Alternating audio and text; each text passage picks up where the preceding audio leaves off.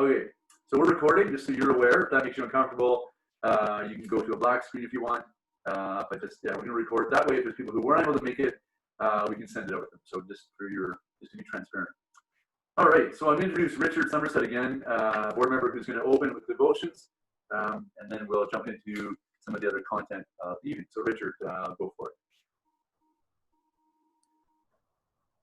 Okay, so not only am I a board member, I'm a parent at the school of 2 children going into grade 8 and grade 10, and I'm also a clinical psychotherapist. And so I've been asked to perhaps do a devotion regarding kind of the times we're in right now. And so here goes. So as a clinical therapist, I have had the privilege of walking alongside clients and others in my community during the tremendous upheaval and uncertainties brought about by COVID-19.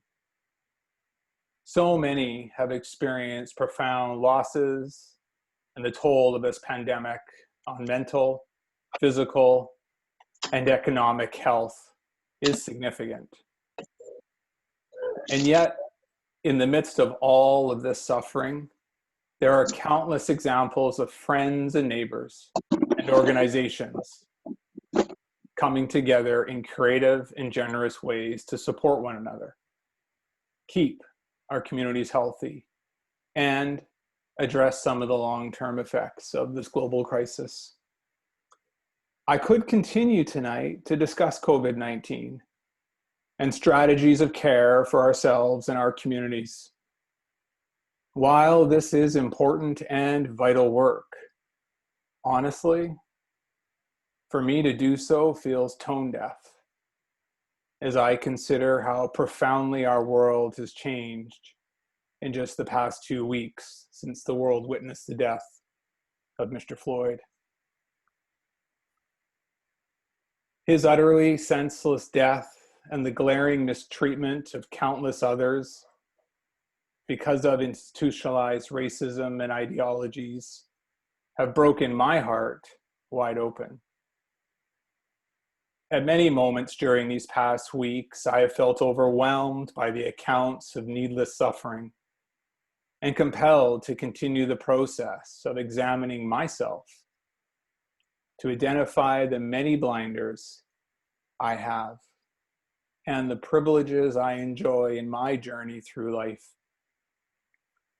Recently, my wife and I purchased a portable campfire with the intention to create a feeling of adventure in our own backyard during this strange time of social distancing.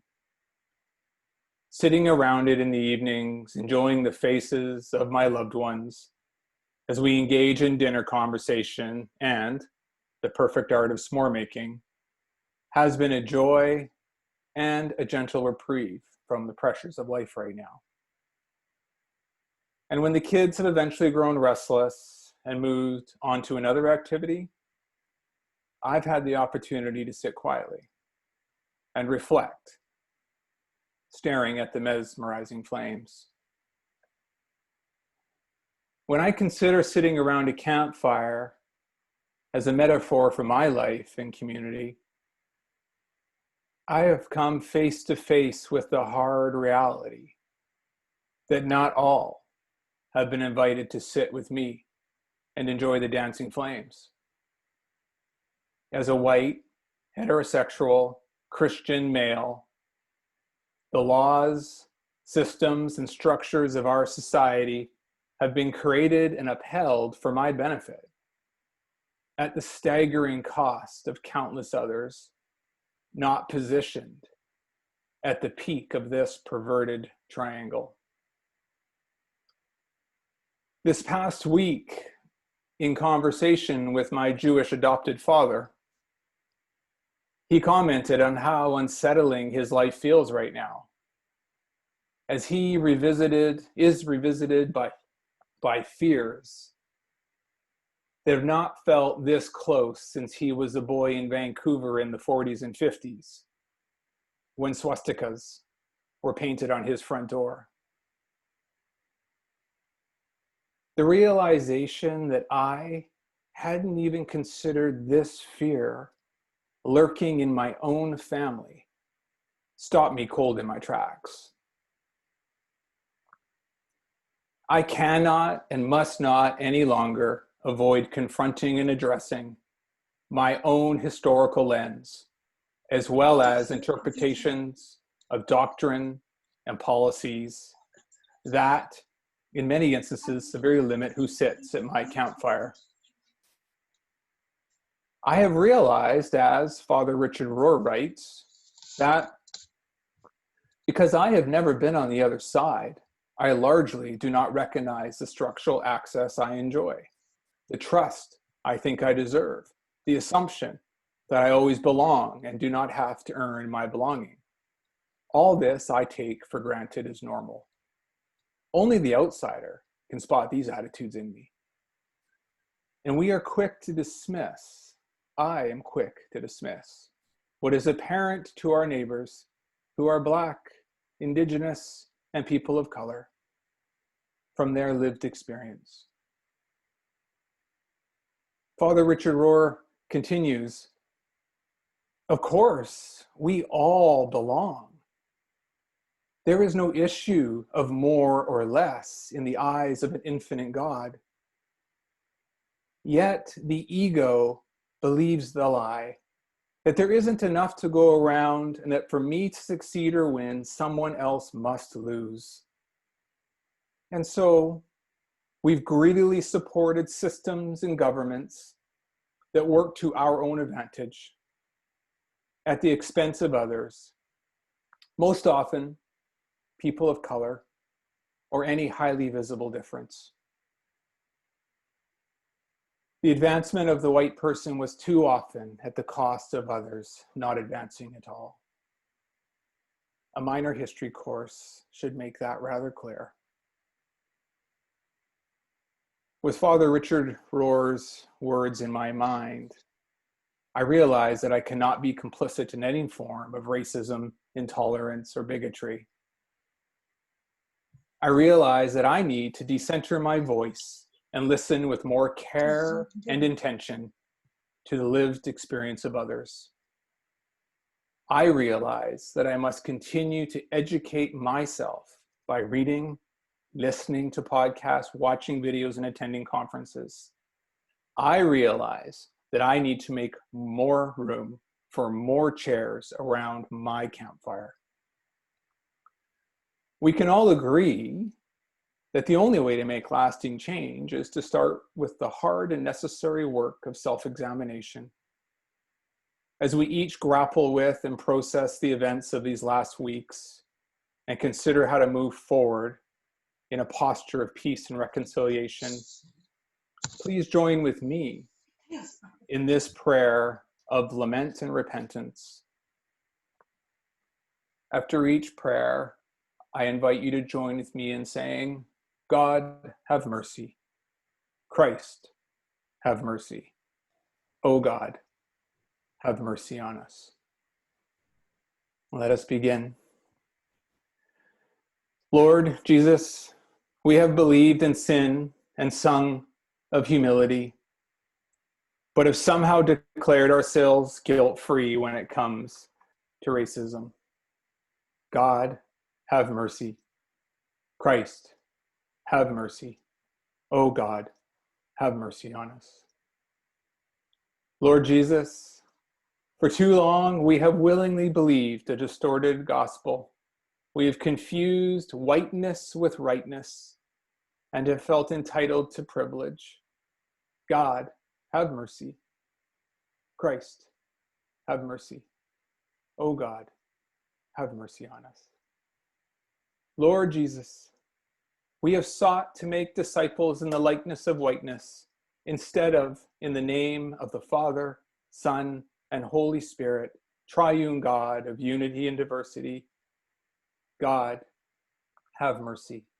Christ, have mercy. O God, have mercy on us. Lord Jesus, we confess that for too long we have chosen to go along with injustice in order to get along with one another. We have said peace, peace, where there is no peace. God, have mercy. Christ, have mercy. O God, have mercy on us. May we speak when we prefer to be silent, knowing speaking up is scary, but nodding and smiling is complicity. God, have mercy. Christ, have mercy. O God, have mercy on us. May we be silent when we're used to having our voices prioritized, and learn to humbly listen and submit to the marginalized leaders who have been silenced by organizations, systems, and even our churches. God, have mercy. Christ, have mercy. O God, have mercy on us. May every day of our lives, in worship, families, friendships, and civic engagement, be a dismantling of the racist values that contaminate our white church and our country. May we repent not just in what we say, but in how we restructure our lives, replan our futures, direct our resources, and reorient our souls. God, have mercy. Christ, have mercy. O God, have mercy on us.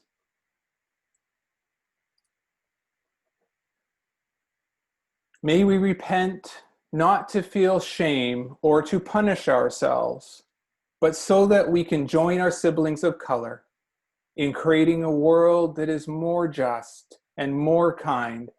Because as Fannie Lou Hamer said, nobody's free until everybody's free.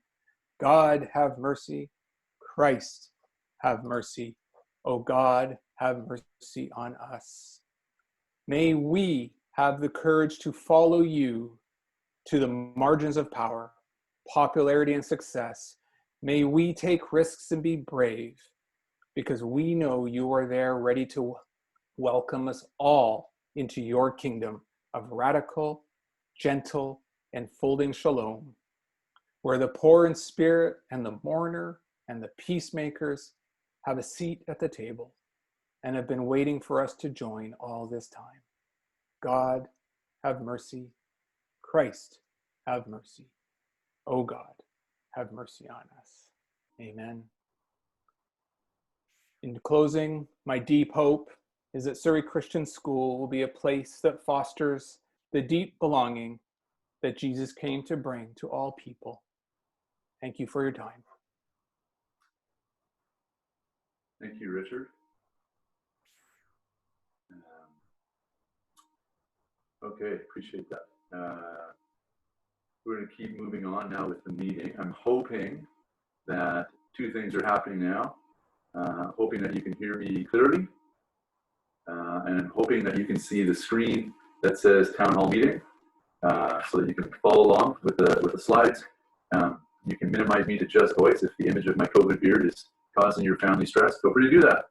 I'll try and project. Someone mentioned that I wasn't that loud, so I'll try and do my best to project so you can hear me clearly. So I just want to start by, at the very beginning of everything for Surrey Christian School always, is who we are and why we exist. So our mission statement at Surrey Christian School, and if you've heard this before and you've heard enough times that you've got it memorized, I am super grateful for that. But our mission statement is that we are educating for wholeness by engaging God's world in the served way of Jesus. And that's driving everything. And that's driving what we're thinking of as we move into September. Yeah, we are totally thinking about how to manage the changes Dr. Bonnie Henry is passing on to us in the Ministry of Education. But we're not just managing it from a sort of morally mute standpoint of this is a change and this is the new technology. We're trying to manage it from the perspective, this is who we are called to be at Surrey Christian School. This is the promise we've made to families. This is how we're partnering together. We're trying to educate children for wholeness. We want to engage God's world in a certain way of Jesus. So regardless of the platform we work with, this is still our driver, and we want to sift everything through that. And we're doing that so that our children and our families, all of us, can become fully alive in God's story. That's the vision. That's the passion we shoot for. We're not shooting for a passion of maintaining school.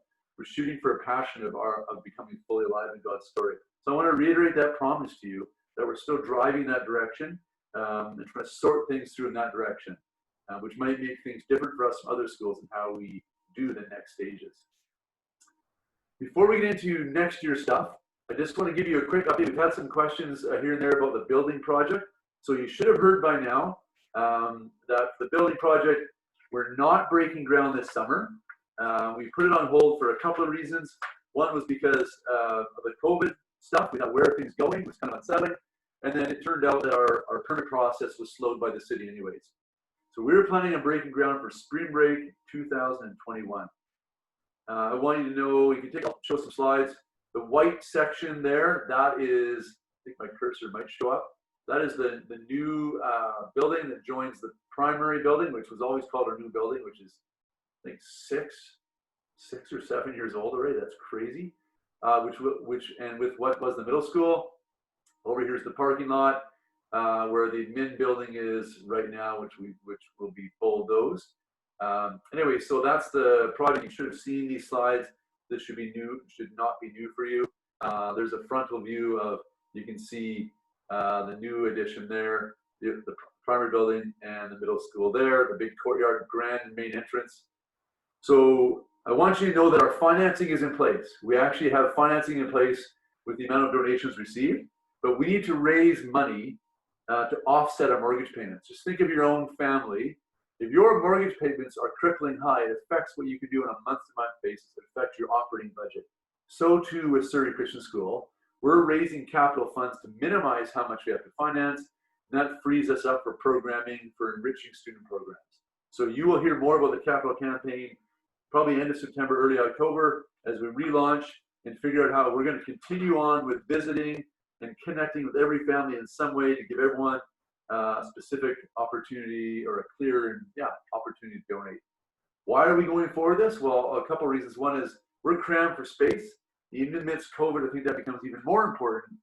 What they talk about in the Ministry of Education is school density, how many kids per square feet. And so we need to create more space, especially because of the new COVID reality. So that's the plan with the building project at this point. Spring break 2021, and expect more graphics and information once we kick off the school year.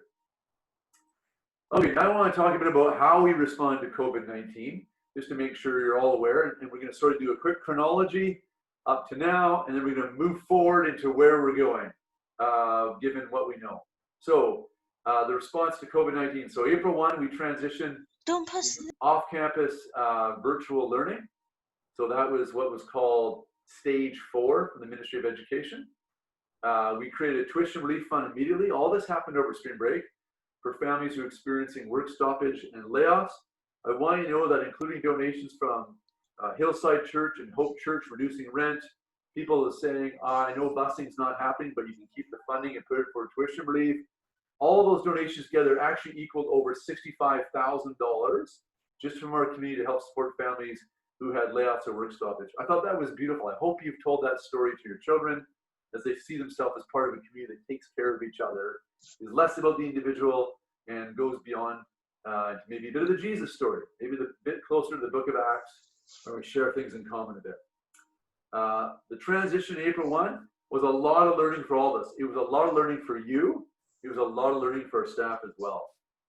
Number 3 on that, we provided daycare for parents in the community who are essential service workers. I'm super proud that the people that we helped out in that time weren't just our own families, but families who weren't Surrey Christian School families who needed care for their kids because they were nurses and practitioners of some kind, emergency responders. We provided ongoing training and support for staff to ensure success in facilitating online learning. A lot of the teachers that you've loved for your children have had experiences with them, are exceptional in the classroom, and the online platform was completely new. It was a pretty big pivot for them. And I'm very proud of our staff, the work they put in to get used to the technology and to try and make the learning as rich as possible, given the limitations of online platform. We set up a laptop, netbook, and iPad loaning program. We had families who didn't have enough technology. If you have one phone and you have 4 kids, it's pretty tough to stay up to date with online learning. So we made that happen as well. We maintained a help desk for technical support. People could call in and get supported on that. We provided counseling support for students and families in need. Different people responded to the COVID and the lockdown differently. For some people, I think of my spouse, who's a bit of an introvert. She's hyper and fun-loving, but she's kind of an introvert. She kind of thrived for the first month or so in the COVID. And I'm an extrovert, and I was okay for a week, and then I was kind of stressed out and saying hi to all sorts of people that walked by my house and birds in the air. So we had different responses, and people needed support in that. Some people with existing mental health issues also need extra support. We conducted regular check-ins with our international students to make sure they didn't feel like they were stranded. We continue to support the students in our learning support program. Some special needs students, people who needed extra support, we continued that program and kind of grew into that. We communicate with families through videos, website, email, and social media. We tried to make sure we kept you up to date in what we were doing, what we were trying to do, so you knew where we were going and what we were doing, and you could mentally prepare yourself and your family. And then June 1st, probably unexpected for most of us, we had to pivot again to stage 3, which is student face-to-face learning part-time. And that's the stage we're in right now. So stage 3. So I'll give you a bit of an update on where we've come from. I want to clarify, there's lots of mixed language around phases and stages. And I often mix up. So here's as clear as I can. The phases language, and there's 4 phases, and those are the provincial government's provincial restart plan, right? So phase 1 is essential services operating only. That's what we went into right after spring break, kind of a shutdown, right? That ended May 18th, and they said, okay, by June, we need to move to another phase. Phase 2 is where we're in the current phase. Enhanced protocols, we restored health and medical related services. Surgery started to happen again. Retail sectors were opening back up again. Personal services, restaurants opened up. Museums, parks have been opening up. And we're transitioning next to phase 3 is the next one, which is June to September. Hotels, resorts, parks with a broader opening. The film industry, select entertainment. And phase 4 is kind of almost back to normal. Although I'm not Dr. Bonnie Henry, but I predict that phase 4 will be back to normal with some health protocols or hygiene protocols put in place. So those are the 4 phases. We're going to talk about the stages now, and that's for education. So phases is the provincial whole province government plan. Stages is when we're going to talk about education. There's 5 stages, and they actually go backwards. So it's kind of confusing. Phase 4 in the government is normal. Stage 1 in the Ministry of Education is normal. And I can't apologize because I'm a receiver and a passenger just like you. But let me walk through these stages so you can understand where they are and what it looks like, because you'll hear that language. All right, so stage 5 was what we were in. We were announced over spring break was kind of a complete shutdown. So no students in person, no density targets, nothing happening, no in-class instruction, no support for special needs, essential workers, etc. That lasted for, I think, a week for public schools, 2 days for us because we decided to jump back in early. Everyone was online learning. That's stage 5. We very quickly transitioned to stage 4. So Surrey Christian School opened up on the Wednesday for stage 4. Most public schools opened up the next week on the Monday. So stage 4 we were in for a while, all of April and into May. Stage 4 was 20% density target. So that 20% was 4. So you can see that listed under stage 4. You can read that with me if you want. 5 days a week available for children of essential service workers. So we transitioned towards that. And students with disabilities or diverse abilities and students who require additional support. That was stage 4. The bulk of the population was at home receiving K-12, majority of all students online education. Then we did another switch to stage 3. You can see that big arrow on top. That's where we are right now. K-5 density is 50%. So we're going 2 days a week with our student body right now. 50%, grades 6 to 12 is 20%, 1 day a week for grades 6 to 12. If you have kids in those grades, you know what that looks like. And 5 days a week for children of essential service workers, students with disabilities, and students who need additional support. And then the remote online instruction is parent choice. To return to in-class instruction is optional. Some of you chose to stay home, some of you chose to send your children. Stage 2 will be the next stage. If you look at that, it moves from a K-5, 6 to 12 differentiation to a K-7 differentiation, where all K-7 students are 100%. And grade 8 to 12 now are 40%. So K-7 comes 5 days a week, grade 12 comes 2 days a week. The off days for 8 to 12 is online learning. And then again, 5 days a week includes that list of people who need extra support. And then finally, stage 1 is kind of what you would define as normal. Although my guess is until there's a vaccine in place, if we get to stage 1, it will be stage 1, everyone full time. I'm assuming there'll be pretty significant hygiene protocols and cleaning protocols like we've put in now already. I'm assuming a significant amount of those would be in place in stage 1 as well. So that's the 5 stages. Now I'm not Dr. Bonnie Henry, so I don't know where we're going. She has told us the final decision will be made closer to the middle of August. So we'll wait for that announcement. I would think, and this is a disclaimer, don't put money on this. I would think the goal, I would think we're probably going to go into stage 1 or stage 2. The reason I think that is because the Premier Horgan has mentioned twice that their goal is to get to stage 1 for September. I think that because I think having all the K-7 students in the school is also part of the economic restart plan as well. But I don't know that for sure. So that's the language we're going to use, and you'll hear the word stages right now. We're going to send this recording home if you need to get a hold. That document's public. It's on the BC Ministry of Education website. If you need access to look at that and see what that looks like.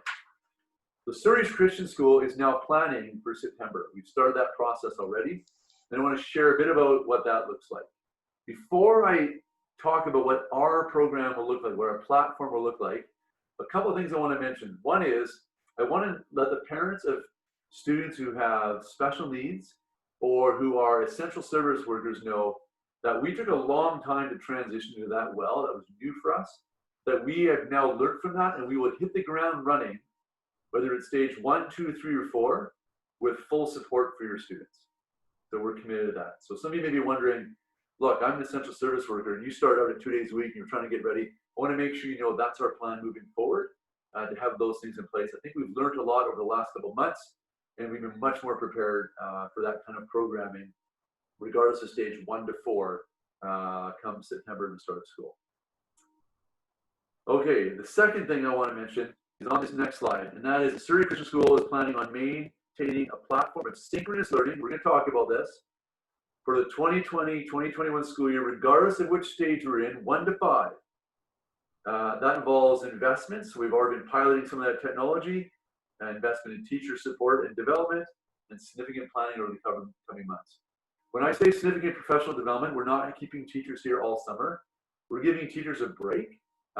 They've done a lot of switching and reorienting, but a lot of our planning time at the end of June into the last week of August will focus on this blended learning platform. So let me talk a bit about what that looks like and what synchronous is and asynchronous, because that's the language you'll hear, and it's educational jargon. I'm hoping by the end of this little conversation, you have an understanding as good as I do, and you feel confident you know what's happening in your school. So language we're using is blended learning at Surrey Christian School. And that blended is a blending of online and in-person, face-to-face. It has been suggested by members of the Legislative Assembly and bureaucrats in the Ministry of Education that we need to be prepared to switch back and forth during the year between possibly 1 or 2 or maybe even 3 stages. So we are preparing ourselves for that, and that's what this platform is about. So let me talk through what our blended learning platform looks like and what synchronous is versus asynchronous. Okay, so first of all, let's go through these. Let me explain by giving you the simplest definition of it is synchronous learning is kind of what you've been used to when you went to school as a kid, and what your kids have had most of their life until COVID happened. It happens on a scheduled time with a teacher, everyone's all together, there's structure, routine. That's synchronous learning in a general sense. Asynchronous happens whenever, all over the place, and individualized. That's the broad term. So here we go. In an online platform, you can choose either. So my daughter is at Kwantlen Polytechnic University. They are teaching in an asynchronous platform, which means she's given the work to do, she does it when she wants, she hands it in at some point during the semester to get some mark. There's no Zoom meetings with teachers, there's no small group conversations, it's just projects. So synchronous, the definition is learning that involves a group of students, and for us that would be a whole class, engaging in learning at the same time with their teacher. Asynchronous is learning that involves students engaging in learning outside the constraints of time and space on their own time and on their own place, right? So you could be in China on a different time zone doing asynchronous learning in Surrey Christian School. Synchronous learning, that would not work. We're going synchronous. So how does that work for audio video? It means that there's Zoom and classroom conferencing and Microsoft Teams. How does that work for asynchronous? It means it's pre-recorded stuff on YouTube. That would be the AV part of it. When it's what about the text-based stuff, right? Like the text stuff. In synchronous learning, it's live chat channels, instant messaging by Zoom and Teams. Asynchronous, it's emails, you send home documents you print off and they work on. It's blogs, discussion boards, that kind of thing. Synchronous learning for parent implementation requires less face-to-face facilitation of parents. Parent implementation for asynchronous requires a high level of face-to-face. You get the package of stuff and you're on your own with your child. We're not going that direction. What are the pros of synchronous? It's increased interaction with teacher and classmates. Part of the reason we exist is because we want those formative experiences. There's immediate feedback for children, for students. And there's the ability to ask questions, to engage your teacher, to have discussion with your classmates. What are the pros of asynchronous in the educational world? Well, learners learn at their own pace. They're not limited to time zones and schedules. What are the cons of synchronous? It's an inflexible learning schedule. We will start school at the start of school and we will end at the end. We will have recess breaks and lunch breaks. And your student, whether in school or at home, will need to be there for those times. That's the only con we can think of. What are the cons of asynchronous? The answers and feedback are not given in real time. You send something in, you get it marked and sent back. There's limited contact with teacher and classmates. It's via digital, via text-based rather than AV. And it requires a high level of student self-discipline. In brackets, you could say parent supervision is another word of saying student self-discipline for some of our kids. So how are we looking at doing that? We've been experimenting in 2 classrooms. Some of you may have had this with your kids, with technology that allows us. So right now we have kids in the school right now. We have been experimenting with technology that allows students to be at home and to be on the screen at school and to be able to view their classmates. So a camera in the classroom and a microphone and a speaker. They can be participating in class conversations. The teacher can have a lapel mic or a headset and be talking. They're listening at home. So class conversations, lessons being delivered. They can see the whiteboard or the smart board. So it's a matter of sorting out that technology. So that's the direction we're going. So what that would mean with all of those stages, that we would do this. So in stage 1, we've got that technology up and running. And if your child is home with the sniffles for a day or two, that technology is up and running and they can go on their screen and they don't have to miss school. And that's, less Netflix watching, more actual focus even when they're home and got the sniffles. It means we go to stage 2, and K-7 is full-time, and high school is 2 days a week. On the days, we can divide the kids up in half alphabetically. The days your child's not in classroom physically, they're in classroom digitally at home, right? And there's an actual class happening, it's going on. So in stage 3, K-5, right now is half time, and 6 to 12 is 1 day a week. Classes continue when they're not present. And the idea is it creates a structure and routine, which is good for kids. It creates clear planning for teachers. In all those stages, we can make that happen. We could get to stage 4 and stage 5, and we could have teachers teaching in their classroom with no one there and still have kids interacting. That's the potential it gives us. So we want to direct ourselves into the energy towards preparing for and training and getting ready to do synchronous learning. So there's a consistent format for kids and teachers, and it's more normalized routines for learning. That's the direction we're going at Surrey Christian School. I hope that makes sense. There's probably lots of questions. You can begin answering them, asking them. Answering them would be helpful as well. Begin asking those questions. I hope you understand what synchronous is and asynchronous is and the direction Surrey Christian School is going. We think it's the best direction because we think we can adapt on the fly to a change in the different stages without having significant change in planning rich lessons for teachers, and that kids can engage in those well.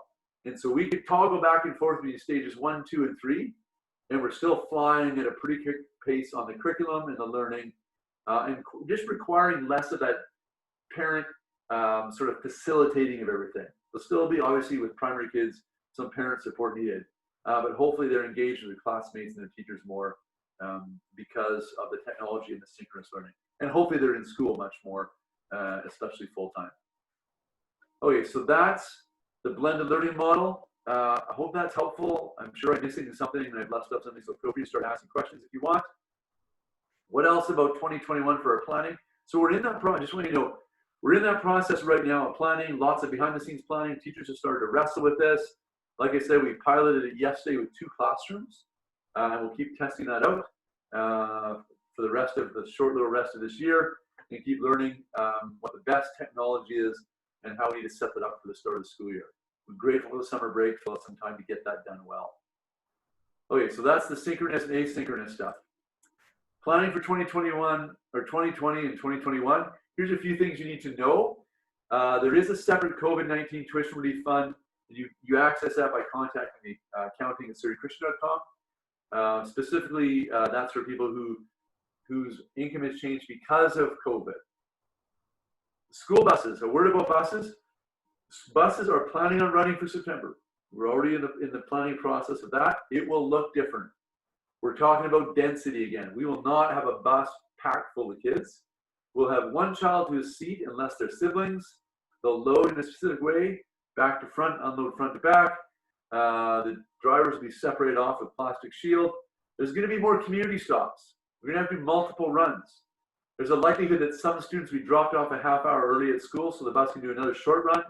And similar after school, a short run and a longer run and a half hour after school. So that's what we'll look at. That will be depending on the stages. If we're in stage 1 and they're saying, hey, this COVID thing is pretty much gone, fill the buses up, it's busing as normal. If we're in stages 2 and 3, busing will look different, but we're planning for busing. So just so those of you who are wondering about that, but it'll be less door-to-door pickup. It'll be more community stops because we're doing multiple runs at the start of school and multiple runs at the end of school. So that's our planning for busing. Those exact details, those come out to the end of August once we know exactly who's on the bus and we start playing the route mapping, trying to be as efficient as possible. All right, hygiene protocols will be strictly implemented as per the Ministry of Education and WorkSafe BC. I think a part of the motivation for the Ministry of Education for us to move to stage 3 for June was to give us a dry run on what it looks like, and we have done a lot of learning. You haven't been in the school, but maybe your kids have. They've talked about arrows in the hallways. They've talked about one person in the bathroom at a time, the urinals being closed. They've talked about hand washing stations, distancing on the playground, equipment being closed, PE equipment not being used. So just a whole bunch of protocols that are developed by the Ministry of Education and WorkSafe BC. And those will happen, I'm assuming, regardless of the stage we're in. So those hygiene protocols will happen. And then highlighted in bold, people still have been asking me what stage I plan on being in September. The answer very clear is I plan on being in the stage that Dr. Bondre Henry tells me I will be in. So she will make that call, and like you, I will receive that information and I will respond accordingly. And that's why Surrey Christian School is not planning for one stage. We're planning a learning platform that we hope and we believe is adaptable and fluid for all the stages, and we think, given this context, will serve your children as best we can in this new reality. So that is planning for next year. I hope that's been helpful. Now it's question and answer time. So if you've got questions, you can fire them away, and we'll do the best we can to answer them. I'm going to move away from this screen and back into full screen.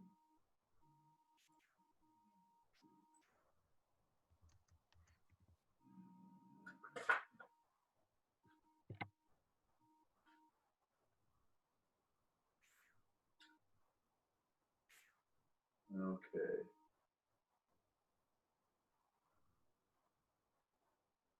Okay, questions. Carolyn, I wonder if you have questions sent to you, because I have none sent to me.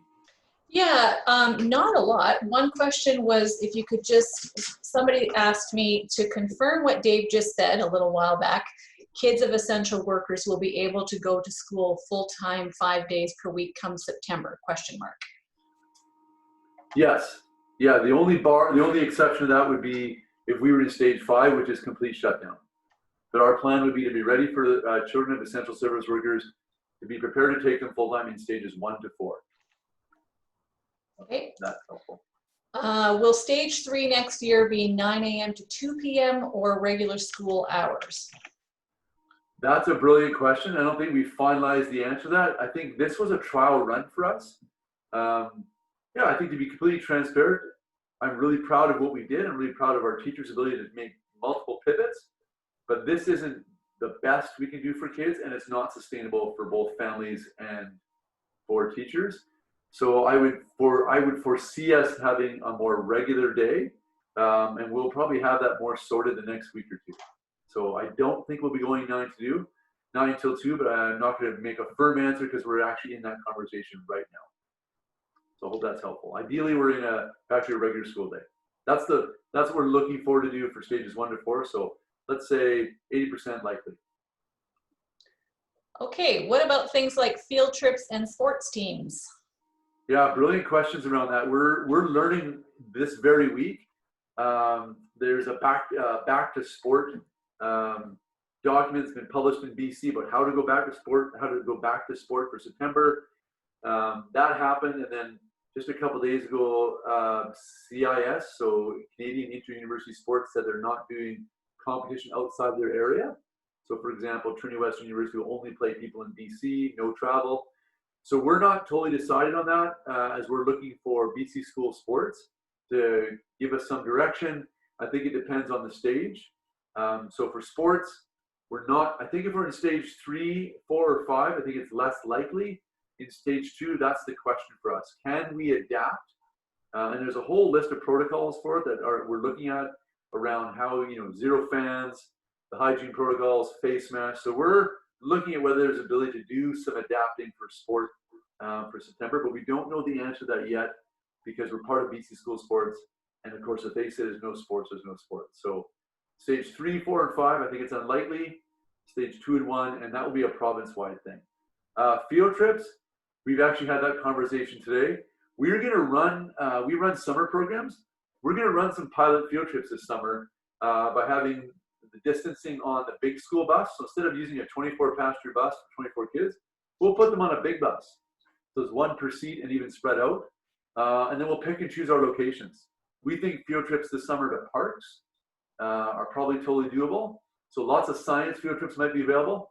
I don't think the aquarium and science world, last I heard, weren't even open last week. So I think there'll be less of those kind of field trips where you're inside with a big group of people.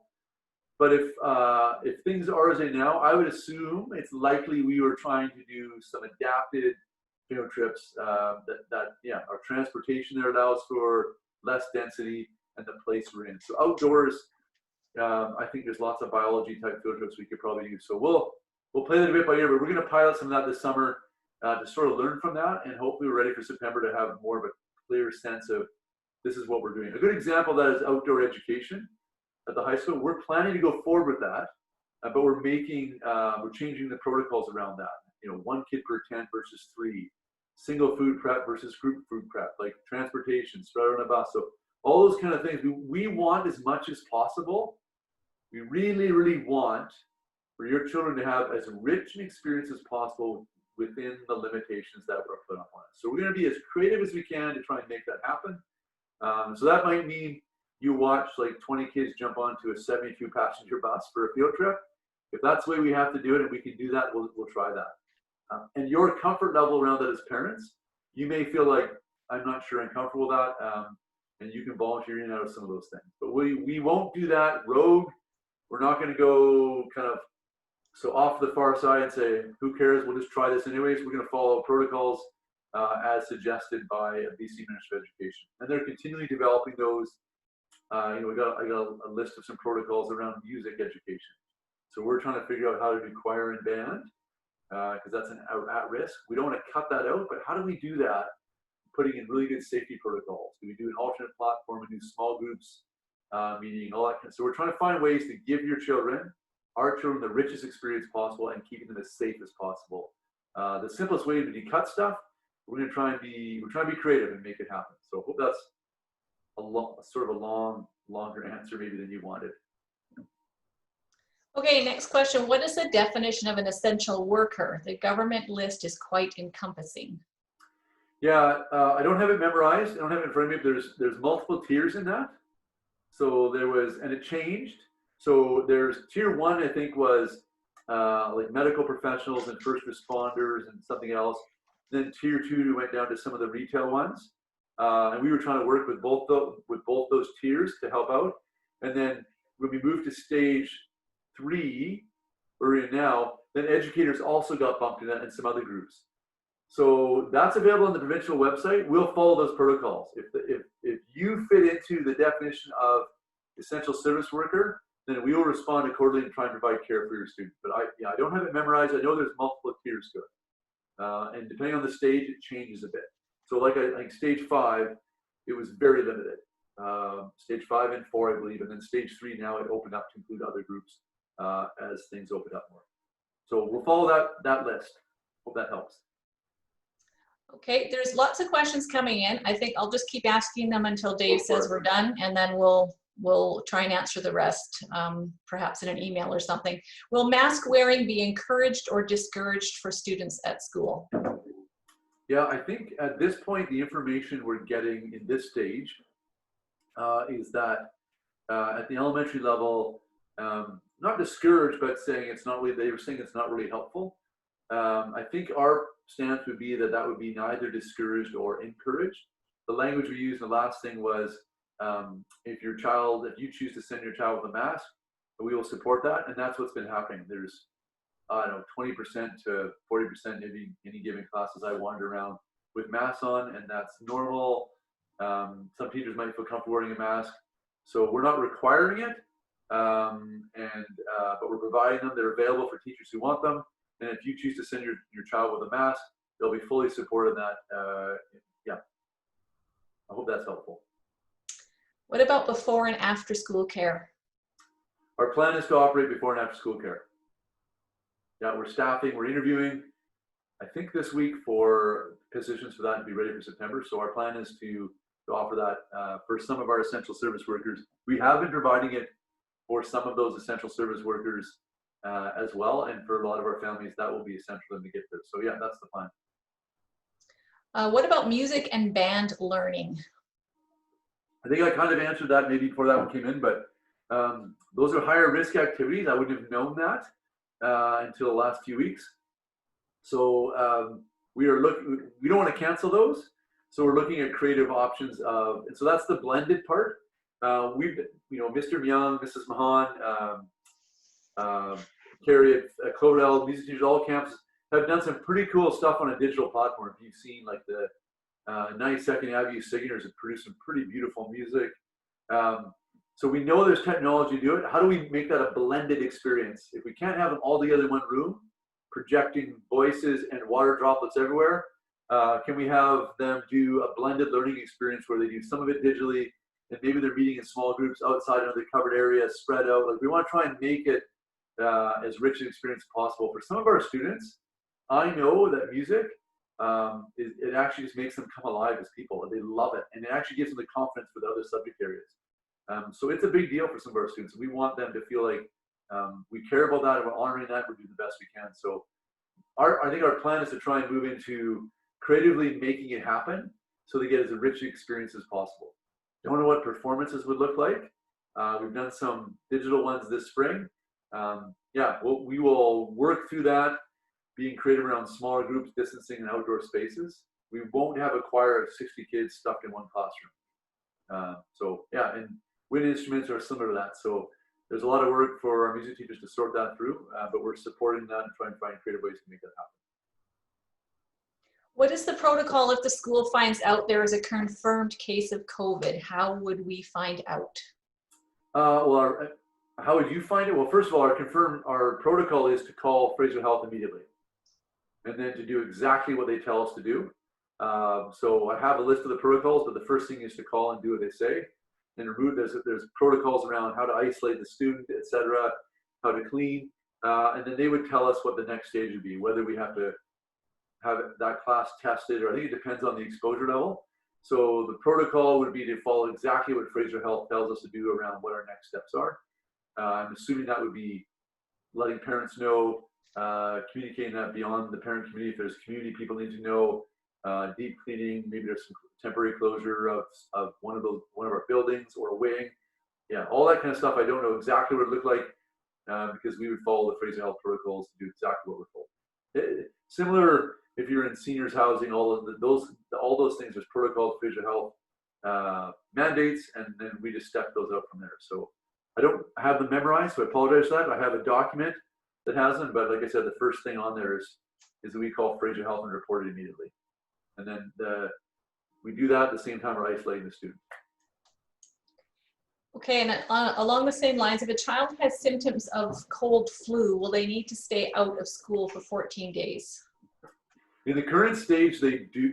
In the current stage, I think it might have been adjusted to 10 days if they're not tested positive. I think that's true. So I think that will stay the way it is. I'm not sure. I haven't heard what stage 2 or stage 1 are for child with flu-like symptoms. My assumption would be that they would probably be similar. That would be my assumption, but I don't have that detailed information. It hasn't been communicated, and I think that's my assumption. That's just safe. Excuse me. I think that's why the platform we're going to is helpful. That if your child has to stay home for 2 weeks of school, that they actually don't fall behind and they actually get to still engage with their teacher and their classmates. So we're thinking of those things. Like if we're thinking if we're in stage 1 and everybody's here 100%, my assumption is going to be not only like significant hygiene protocols, but I think there's going to be protocols around kids with flu-like symptoms.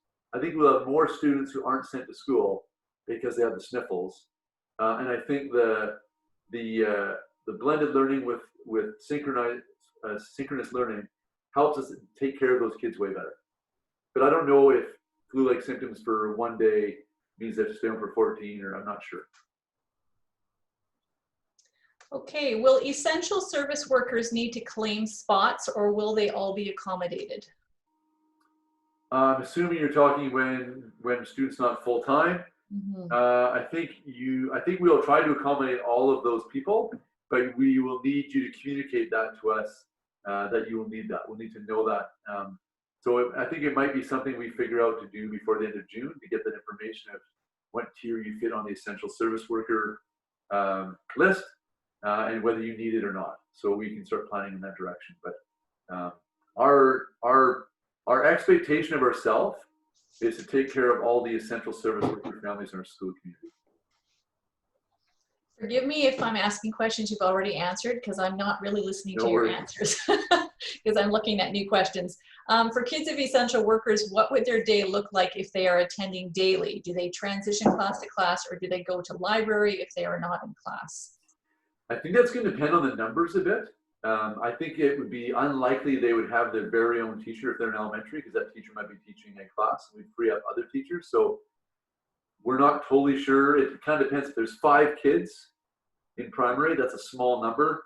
If there's 40 kids in primary, that's different. So we need to figure that out. High school students, ideally, well, if we're actually, let me pull back from that. If I think now of our synchronous learning plan, I think that actually answers it as well. So the teacher, if a grade 2 teacher is teaching synchronous learning and it's digitally done, then essential service worker kids can be in that space socially distant. So I think that's what we would do. In high school, if we follow the same bell schedule, then I think those students could move from class to class for instruction and adhere to strong social distancing protocol and hygiene protocol. So I think that's the direction we would go. I think that's just easier for those kids to keep in their routines of learning, to keep the subject stuff going, and to stay in touch with their classmates. Okay, one of the benefits of synchronous was less parent involvement. Was that broad feedback from parents? I appreciated knowing where my children were at with their learning and the one-to-one learning they were afforded in COVID. Our teachers did a wonderful job of enabling me to engage with my children in their learning in a way I hadn't been in the past, and I saw the benefits to our kids. Has thought been given to how to continue this positive side effect of COVID? Yeah, I think, just to name that, if you, especially in elementary, but if we're doing synchronous learning and your child's at home, I think it's very easy for parents to be engaged in that process. There'll be times so that your child will not be on the screen from 8:45 to 2:45 or 8:30 till 3. That's just not good for them.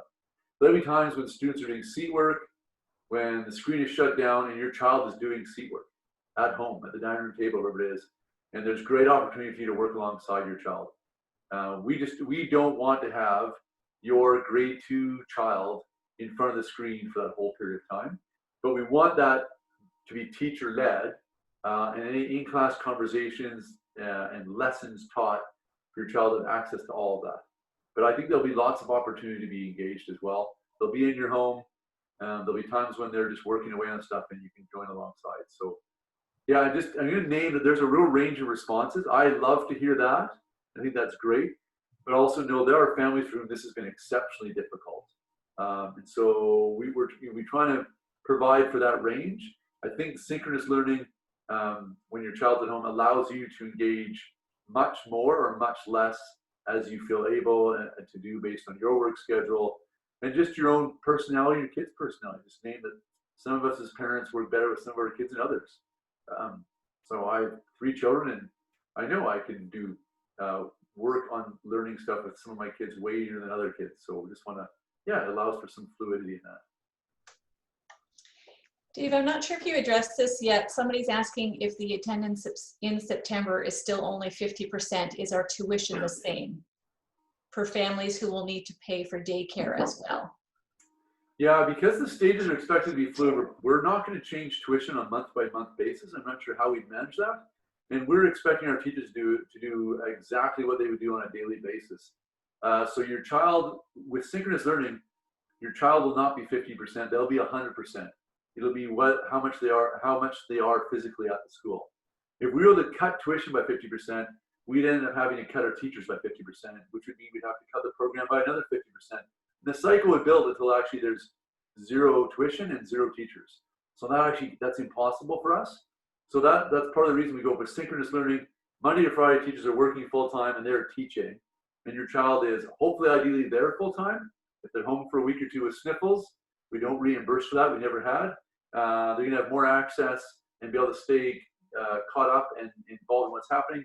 If they're home 50% for a month, they'll still be able to have daily education ongoing. So yeah, our tuition and our teacher salaries are directly tied. So if we want to run programs, we have to have teachers, and there's really a shortcut for us in that. But yeah, and toggling back and forth between the different stages, we wouldn't be adjusting tuition on a month-by-month basis by the different stages, but we would keep our program going as rich as possible and hoping your child has a great experience. Again, I apologize if you've already addressed this. I'm not sure if the question was already answered above, but children with funded diagnosis, will they be able to attend school 5 days if needed? That's our plan. Okay. Yeah, we started working towards that in stage 4 once we understood that was the expectation. And we got there, I think, just with a few kids. And we're moving with other kids and some half-time, but that will be our plan, that we would start with students that are the most at risk and the most vulnerable and resource for that direction. But that's what we would hope to do. Yeah, and our biggest variable would be staffing. I think we're almost through them. A couple more that I'm going back and finding. How will the school ensure that children who are sick and or are symptomatic are prevented from coming to school? So 2 things. First of all, I'm just going to say it's 8:05. If you need to leave, you can leave. We're going to record and send this out. And I just want to wish you a great night, God's blessing, and just sort of give you that permission to take off, even though you probably didn't need that permission.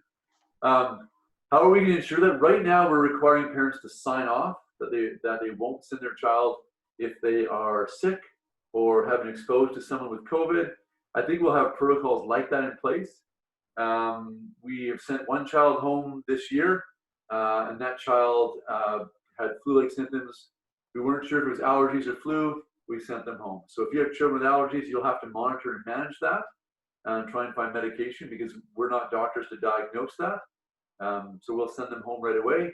And then we'll require parents to make that decision and to sign off that I will not send my child to school if they have any of the following symptoms or have been exposed to anybody with COVID. So parents will be required and reminded that regularly, and we will send students home right away if they manifest any symptoms. Until we're told otherwise, we will take, like, our deep desire is to make an amazing educational experience for your child in the midst of all this. That's actually secondary to your child's safety. So we will choose that, And we apologize ahead of time if you're offended because your child has allergies and got sent home. But we can't risk making the wrong decision on that for the sake of this broad community. So we'll make that decision and send them home. Is there care available during the summer for essential workers? I will need to confirm. We do have summer programs and summer camps. So I think signing up for those, there probably is an age limit on that. I can't remember off the top of my head what the age limit is on that. I don't know if Melanie Eiserman is on here. What grade it goes up to, that would be the answer. But you can find all that information by connecting. You can just go info@surreychristianschool.com, ask that question. We'll get it out to you right away. Or Melanie Eiserman at surreychristian.com. We'll get that right away. But there is summer camps running. And so if you want to partake in the summer camps, that would be a way to do that. So it looks like there's about 5 more questions. Do you want me to keep going? Sure. People can drift away until there's just like you and I talking. We'll see how that goes. Awesome. For busing, if kids are not attending 100%, are costs adjusted for that? So it'll depend a bit on the buses running. If the buses are running every day, there's overhead costs that we'll probably still need to charge a similar amount. If the buses are running half days, then we'll be able to reduce that cost. So we're going to try and find creative ways to minimize the overhead costs for busing. In terms of class sizes in the fall, will they be remaining the same or will there be a reduction? Additionally, can you please expand on the cleaning and sanitization process to maintain as hygienic as possible? Sure. So they'll be the same because we would have to expel a whole lot of families if we reduce them just because we know we're empty buildings. So they are the same, and that's still lower on average than the public school, and they're going the same. So they're the same. And if they're all back together, it's because Dr. Bondre and Henry feels that's safe to do so. But I think we'll pay attention to, when do we add extra kids in kind of thing, right? But yeah, we're projecting similar class sizes. Some exceptions would be, music, et cetera, like I mentioned before, wouldn't be as big. Cleaning protocols right now, we've added daytime janitors at all of our campuses and are paying extra hours for that. When students go out of recess, the whole room is cleaned down, and the janitors are circulating, doing all commonly touched areas and bathrooms just on an hourly basis, just walking around, disinfecting. Those are some of the protocols we have in place right now, plus extra cleaning. Once kids are gone, it's a pretty deep cleaning. Wednesday, the high school is a deep cleaning, and no one's there. Same at elementary as well. I'm not sure what the protocols would be like in September for different stages. I'm assuming they'd be similar. If there's new information that science discovers around COVID and cleaning, what works, we would adapt. But we're basically following the cleaning protocols that are given to us by WorkSafe BC and by the Ministry of Education. So we would keep those going. Hand wash stations, antibacterial soap stations, and the biggest thing is we hit a lot of the commonly touched doorknobs, railings, light switches. Bathrooms are all cleaned very frequently. And then like I said, the classroom at recess is completely wiped down. And sometimes if they're out on elementary and out on PE or something, we get in there and give another wipe of the desk as well. So yeah, no shared resources for kids, no shared pens and pencils, all individual use. I'm assuming we'll follow those protocols come September as well. If a child is home with the sniffles, will there be netbooks or personal devices available for loan again?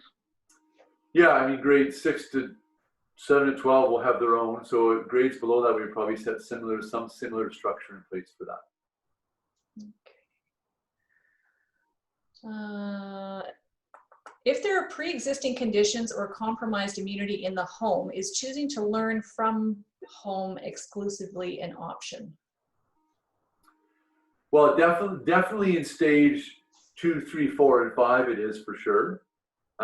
It says that on the document, I think. If I just look at the very bottom, I think it says parents. Yeah, it doesn't say the stage 2 and 1. I was just on a phone conversation today with someone from the Federation of Independent Schools of BC about that. The language I got was there'll be a pretty gracious transition for families who are nervous to come back to school pre-vaccine. So that my assumption is if we're in stage 1 and you're nervous and only want to come a couple days a week, I think we're just going to try and accommodate that for the time being. until your comfort level increases. If you want to stay on exclusively online until you see how it works out, I think we're just going to try and accommodate that for as long as we can. Until we're told by the Ministry of Education, this is stage one and you're not allowed to provide any online learning, we'll provide it. I just think there's going to be kids, I think the protocols even around kids who are sick and being required to stay home will be so much more intense that we need to provide the online learning for those kids to stay caught up. If you think of all of our kids are important, but if you think of some of our kids in high school in a semester program, you miss 2 weeks of a core academic subject that's challenging for your child. That's a lot of time away from school. So I think the synchronous focus we've got in the technology will help those kids stay along and stay in touch with their teacher and ask questions. So the short answer is I believe we are allowed to accommodate it until we're told we're not. And so that's the answer I'm getting.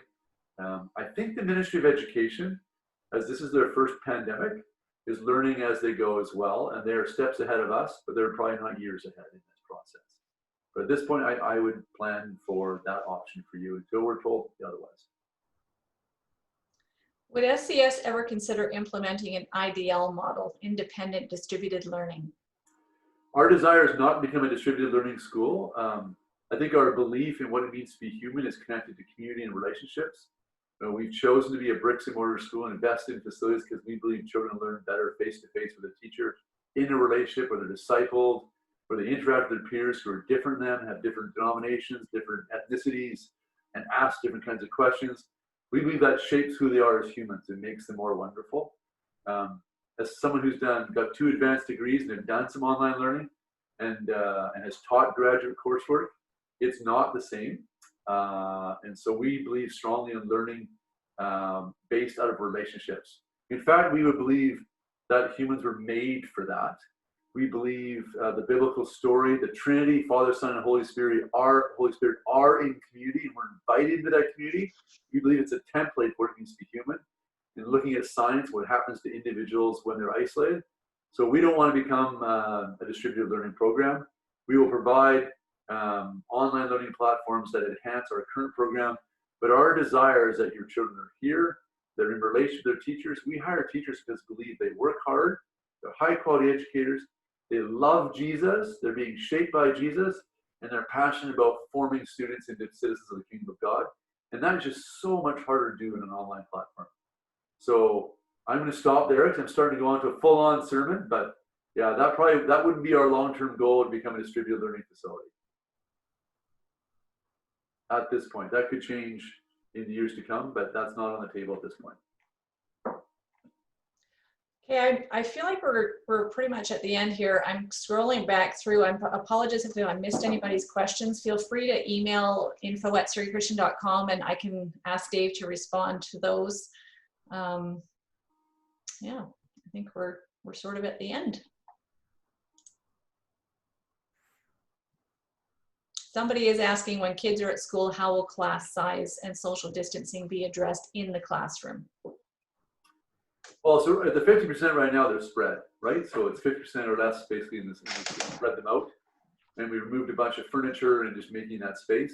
If they're in the class and it's a full class, then my assumption would be that Dr. Bonnie Henry feels that's suitable. Right now, they're starting to use the language of primary kids less needing to social distance and more needing to not touch. If you have had kindergarten kids, you know that social distancing is almost impossible. I was at Cloverdale campus on the first day and I saw 2 kindergarten kids kind of heading towards each other for a tackle type hug before their parents had to help stop them. Just so excited to see each other. Yeah, I have a 2.5-year-old. Social distancing is just not, working that well for him when we go for walks. But we're hearing that the K-5 level, those children are less likely to contract COVID. They're less likely to get critically ill, and they're far less likely to pass it on, which is interesting. That's something that wasn't known 2 months ago. At the high school, we could probably continue with some of the protocols we have in place. Where people eat lunch, arrows in the hallway. We might have to change our bell schedule where kids are released at different times to minimize hallway flow. We might have to have teachers move to classrooms. So we're going to play with all those things. It kind of depends on what stage we're in and what we're told, but we'll continue to put those protocols in place as directed by the Ministry of Education. I think we're doing a pretty good job. I watch PE outside. Kids have their own implement. They don't share it. They're out in the field. They're separated out from each other. I think we're doing a lot of that stuff well. I see kids line up 6 feet apart. So I think we're doing a lot of that stuff fairly well. We continue to work towards that to try and maintain that as much as possible. Yeah, that would be our goal. I think students in the high school are becoming, you know, at an elementary level, the teacher manages it more. The high school students have to understand and own it more. I think it's becoming sadly, a bit of their new reality of how they interact with each other. That they're learning to social distance and to respect that amongst each other. Not all perfectly. So just to address somebody's question about will the slide PowerPoint be sent out to parents? So my hope is to be able to send an email, hopefully tomorrow, with a link to the recording and also with Dave's PowerPoint slides included as well. Let's just finish on this one. Somebody has a comment. I'm so thankful for your leadership, Dave, and for the senior leadership team and all the teachers and staff for the amazing job you are doing and being so flexible and considering the vision of the school. May God continue to bless you and continue to give you and the team wisdom and energy. Thank you and continue to be in our prayers. Thank you very much. Appreciate that.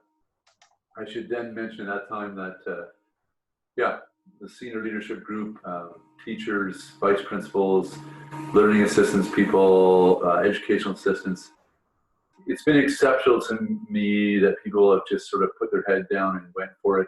You know, all these changes, you know, June, people are tired, no one's complaining. And they're just kind of figuring out and working away. And yeah, I know people are tired and are ready for a break in the summer, but they're plugging through. And I'm super proud. So I want to make sure you know that there's 200 staff in this system, and yeah, it's an honor to work with people who put kids' needs that high in their platform and are working so hard to make it a success. So really grateful for those people and inspired by them. But thank you for those kind words. I'll make sure that everyone gets to hear them.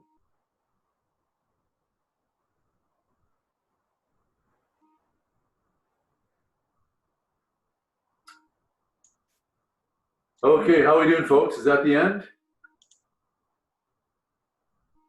Yeah, I don't think there's any further questions at this time. Okay, well, I'm just gonna send you off with a blessing as a kind of a closure. Feel free to email questions directly to me at DLone@SurreyChristian.com. Sorry, I always say that wrong. If you have questions that are for the board, you can send them my way. I'll forward them on, or finance ones. Yeah, so if you think about it later because you process over more time, feel free to send on those emails. We welcome that. Thanks so much for spending the evening with us on this beautiful Wednesday night. There's a few more evening events coming up. There's grads on the same kind of platform at elementary and high school, and yeah, lots of stuff happening. So we're figuring that out. But yeah, just receive this blessing. May God bless you and keep you. May He make His face shine upon you. May He give you patience as you work with your children and your students finishing the year. May you feel His patience with you as you parent through that. May you feel the grace of God watching over you and your family and be able to extend to the people around you. Yeah. And may you feel that He delights in you and loves you and your family beyond measure. And may He give you a good rest this summer. May He give you rich time together as a family outside in His creation, renewing you amidst so many things happening on the world stage right now that could cause so much distress for our children. May you feel renewed by God and by the love of Jesus. Go in peace. Thanks, folks. Have a great night. Blessings.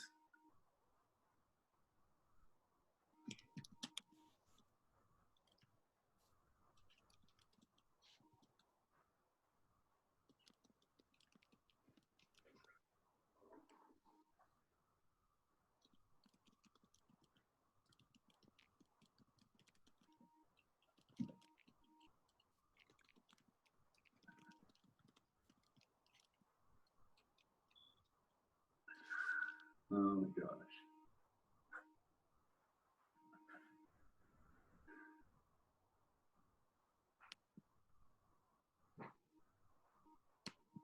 Okay, now it's the ruffian staying behind. You want to talk?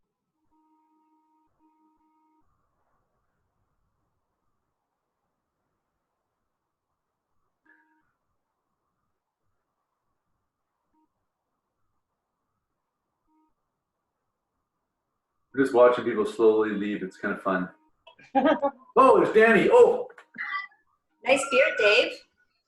who's that? Yeah, Fariel, you know what? Don't hide behind the camera. Put your face. I saw you and Craig on there. So I saw you. Don't hide. There we are, you turkey.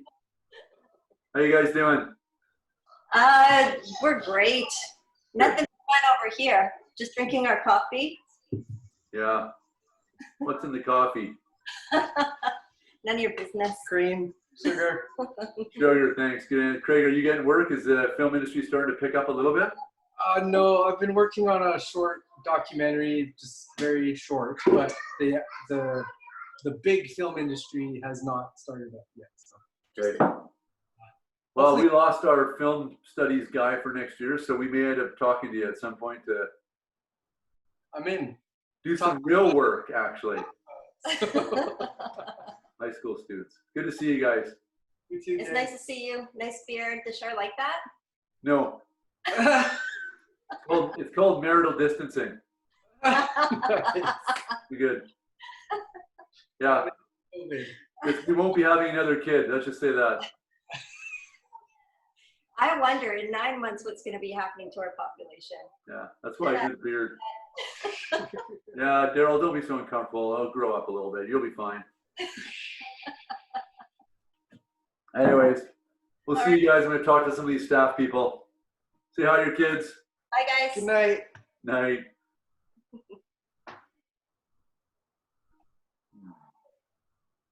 We're almost. How do we get out of here? Here we go. I'll leave you guys too. Okay, good to see you, Matt. You guys doing well? See you guys. Yeah, we're doing well. Good. Yeah. Awesome. I tend to loiter in these meetings because the most interesting stuff always happens at the very end. Oh, totally. But, Yeah. The end of our Oh, staff, yeah. the end of our staff meetings, it almost always ends up with me and Chelsea and Matt. Yeah. Always. All right. I do have better things. Well, I don't know if I have better things to do. I have other things to do. Other things. Yeah. Go do the dishes, buddy. Go do the dishes. Yeah. See you guys. Yeah, we got a couple of parents still there. I wonder if they have questions. Oh, one more. Marcus?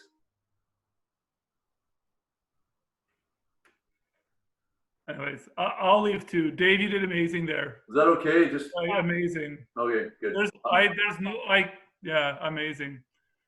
There's nobody answers and fields questions better than you do. Like Daryl and I texted a little bit. I cannot get over how well you do that. Like the volume of questions and the difficulty, and you're so honest and truthful and direct.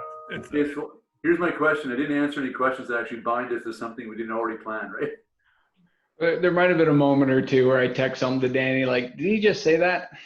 Because Sylvia said, we are going to provide full-time care for all these kids. She just told me that today. So I'm like, she just said that. I was like, I know she said that. Is that what she meant? That's what she said. I was just nervous about that one. No, you did great, Dave. You did Right, thank you. fabulous. Thank you. I was I hope the proud of our. question keeps coming up. So I hope, yeah. No, it's good. I appreciate it. I appreciate your answer. I was proud of our school when I listened to you. Actually, you did very, very good. Cool. Hey, Quizzy, you gonna talk? All right, I'm going on dog walk. Good job. Carolyn, thanks for all your work in this too, eh? Perfect. Thank you, Carolyn. All right. Have a good night, you guys. Hey, Yeah. you too. Good to see you, Chelsea. Bye. Good to see you, John and Steven. Can I say goodbye?